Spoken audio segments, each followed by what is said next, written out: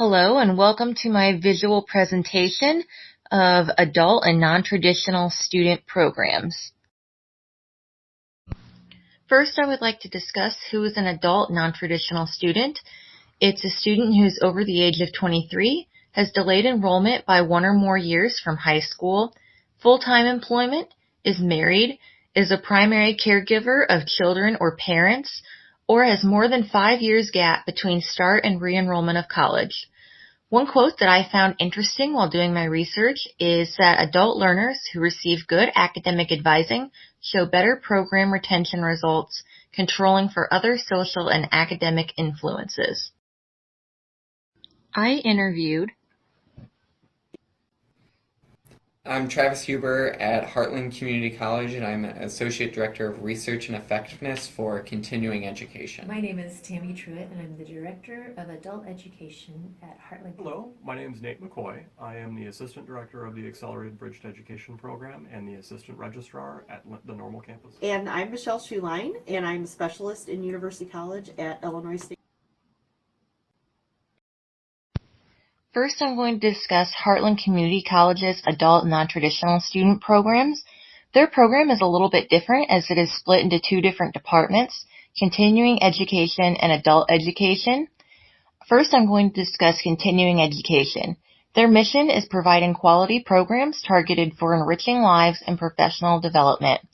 Some of the programs they offer is workforce training, which can be professional development. This can be computer skills and communication classes that can help people advance in their work. They also offer many certification programs such as OSHA, forklift training, and truck driving training. They also offer many certificate programs such as pharmacy technician. The demographics of continuing education is as follows. The average age is 49 years old. The use of the business programs is 47 years old. 23.6% of students are over 55 years old. They also offer a youth program in the summer that ranges from about 10 to 16 years old. At this youth program, students learn things like coding, design, and other computer skills. Who uses these programs? Typically, it's displaced workers, people looking for career changes or further advancement, and those not interested in receiving a 2 or a 4-year degree. Interactions with students. Coordinators typically have the most interaction as they are preparing the classes that the community wants to see. Truck driving training is also very student-focused as an instructor has to be in the truck as the student learns to drive. The office culture is very collaborative and team-oriented. Coordinators bounce ideas off of each other and they're very open to advice and input from others. This is the organizational chart for continuing education. Travis is the Associate Director of Continuing Education Research and Effectiveness. A program analysis reports to him, and he reports to the Dean of Continuing Education. Continuing education has many challenges. One challenge is how to bridge employers in the college. How does Heartland get Bloomington Normal employers to use their workforce training as a resource? A second challenge is that they deal with a wide age variety of students, so not one method is going to work for everyone. And a third challenge is determining what programs the community wants to see. For example, if the community wants to see a dog grooming class, how does Heartland determine that that's what the community wants? A couple theories that they use are challenge and support, with non-traditional students being very busy with classes, possibly jobs and families. How do we support them? Another theory that will be discussed soon is gender identity. This has not been an issue for non-traditional students up to this point, but over the summer, they had a youth participant in their summer program that was non-gender conforming, and because of this, they feel that they need to start looking into gender identity theories soon. A couple of the professional organizations that they use is AQUIP, which stands for Academic Quality Improvement Process, and this helps to achieve quality improvement for Higher Learning Commission accreditation.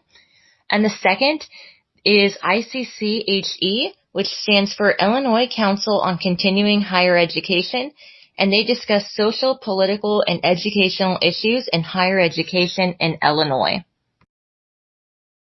For best practice, they use this institutional planning chart for continuous improvement.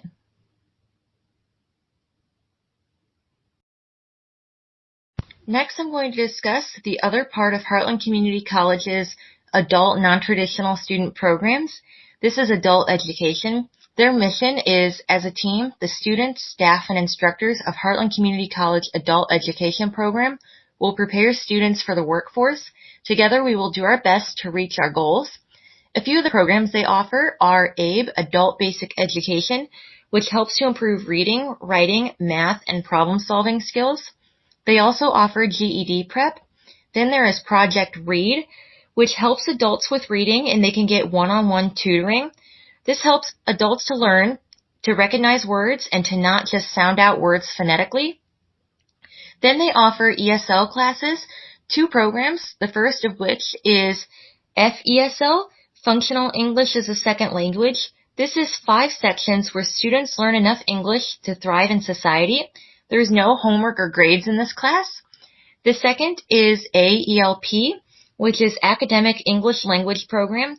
4 sections where their English becomes more advanced and the courses are taught like credit courses. They are given homework and grades in these classes. The demographics for adult education for fiscal year 2016 are as follows. Enrollment by ethnicity, 31% were white, 27% were Black African American, 26% were Latino, 15% were Asian, and 2% were multiracial. For economic statistics, 46% of all adult education students are unemployed, 29% of all education students receive public assistance, 918 students are enrolled. This means that they completed intake paperwork and placement testing and were processed into 1 or more classes. 680 students participated.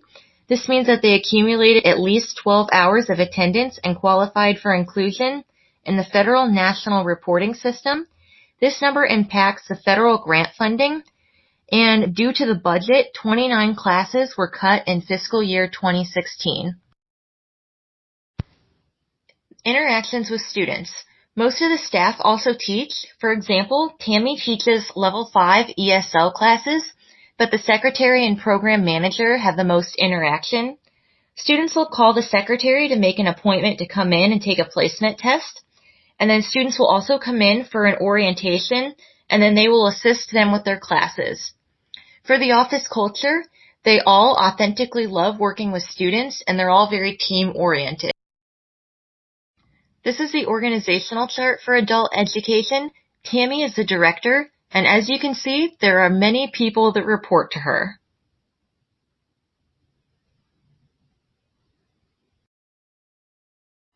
There are a few challenges in adult education. One is the budget. Because of the budget, they have had to cut some of their programming. Another challenge is absenteeism in some American students. Tammy says that some students grow up with parents who play the victim mentality or jump from job to job. This is a deep-rooted issue, and it can be hard to help students understand the importance of staying at one job or getting a job at all, especially within a short class period time. And finally, academia is new for some international students. Within their home country, academia is not always a focus, and so it can be difficult to help them adjust to put college as a priority. For best practice, they use On Course by Skip Downing. They employ some of his topics into their curriculum. Topics like time and money management, victim mentality, and that it's okay to get help. And some of their professional organizations are TESOL, Teaching English as a Second Language to Ensure in the Teaching English Skills, ITBE, Illinois Teachers of English to Speakers of Other Languages, Bilingual Education, and it supports teachers in bilingual education. And finally, IACEA, Illinois Adult Continuing Education Association, and they provide leadership, representation, and advocacy for adult education. Next, I'm going to discuss Lincoln College at the Normal campus. For their mission statement, they don't have a formal mission statement. Due to Normal campus closing, many employees had to be laid off, and therefore Nate's role shifted. He is essentially a one-man office and is in the process of creating a new mission statement. For their programs, they focus primarily on the delivery of their classes. They offer a 5 and 8 week class. For their 5-week classes, they're 5 weeks and students typically take 3 classes per term. They meet in the evening, they're hybrid format, and students must be 23 or older, have 3 years of post-high school employment, and if they were enrolled in a previous college, they must have at least a 2.0 grade point average. For the 8 weeks classes, they're 8 weeks. They take typically 2 classes at a time. They meet in the evenings, and students must meet any of the 6 qualifying non-traditional student requirements. They will accept traditional students under certain circumstances. For example, if a student has not been associated with his parents and he needs to work full-time in order to support himself, he meets the full employment requirement and he can take non-traditional student classes. For their demographics, they have 318 non-traditional students. The average age is 34. 75% are married, and 72% have children, and 80% are employed full-time. Nate's interactions with students. His previous role, he directly served students. He did academic advising for non-traditional students. Now he has less interaction. He primarily just does task coordination. For reporting, since he serves a dual role as Assistant Registrar and Assistant Director of Adult Basic Education for Accelerated Programs, he reports to the Institutional Registrar and the Executive Director of the Normal Campus. Lincoln College faces a few challenges. One is logistical. How does Nate keep a normal 8 to 5 workday when most of his students don't meet until after 6 p.m.? The second is that policy and procedures are primarily made for first-year students and don't necessarily apply to non-traditional students. And the third is that adult students are consumers. He explained that if he tried to bring a speaker series to campus, he has to really sell the idea to the non-traditional students and explain to them why it's important that they attend and what it can do for them. One theory that they use is mattering and marginality. Non-traditional students are typically marginalized as they are not represented heavily on campus, and they're not typically attached to campus. So Nate really strives to make them feel like they matter and bring them some attachment to campus. He explains that other theories may not apply as they are primarily based for traditional students. And some of the professional organizations that they use are NASPA, Council for Accelerated Programs, the Chamber of Commerce, and Economic Development Council. And since Nate is still new to his role, he does not yet have a best practice. Next, I'm going to discuss the non-traditional adult student programs at Illinois State University. Their mission is, the mission of University College is to provide effective programs and services that assist students in making successful transitions into Illinois State University, achieving their educational goals, and realizing their academic potential in their first year and beyond. Their programs, they don't offer any specific programs for non-traditional students. They just contact Michelle on an as-needed basis.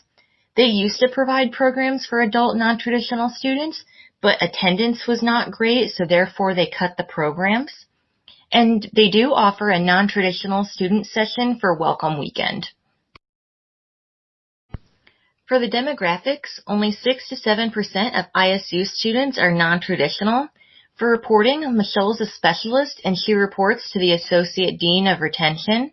Her student interaction is limited. She's there if non-traditional students need to call or email her with any questions. She did say that if a student would like to meet with her outside of her office hours, that she will come in on nights and weekends to meet with that student. And she described their office culture as being team-oriented. They like to work together to help the students, and they like to have fun. Illinois State University faces a few challenges. One is it may be difficult to get non-traditional students to participate in programming. A second is getting them to be realistic. If they're married with kids and work full-time, it might be unrealistic for them to take 12 credit hours. And finally, it may be difficult in getting them to understand ISU. Most offices are only open 8 to 4:30 and therefore may not be open when they need them to be. And also, night classes they need might not always be available. One theory that they use is challenge and support. If a student walks in sad and unmotivated, it's their job to support them to succeed. And another theory that they said they use is andragogy, which is a theory by Knowles, and it is that for non-traditional students, they need to see the practicality of the material and not the theoretical. And the professional organization that they use is NACADA, or the National Academic Advising Association. I benchmarked against 3 different colleges. Heartland Community College benchmarks against Parkland College. Parkland offers international travel experiences like immersing yourself in Cuba and the taste of France. They also offer one-day trips and multi-day trips around the U.S. They offer a first gig rock and roll camp, which is for students 10 to 17 years old, and they can learn guitar, bass, vocals, drums, and production, and this is through community education. And through adult education, there's the Early School Leader Transition Program, and this prepares learners for job and college skills. For out-of-school youth, it's free 8-week session where students complete a portfolio, tour college campuses, and gain valuable life skills. The schedule is 8 to 9 hours of GED prep, 5 hours of career class, and 5 hours of career experience. Next, I benchmarked Mount Mercy University. Lincoln College benchmarks against them. They have an orientation for accelerated programs. And then they also offer 12 majors and 5 minors specifically for their accelerated students. The degrees include accounting, applied management, business, computer science, finance, healthcare leadership, HR management, management and information systems, regular management, marketing, and an RN to a BSN. And finally, against Illinois State University, I benchmarked with University of Illinois, who does not have a single contact person for a non-traditional or adult student program. And finally, these are my references. And these are my final references. Thank you for watching.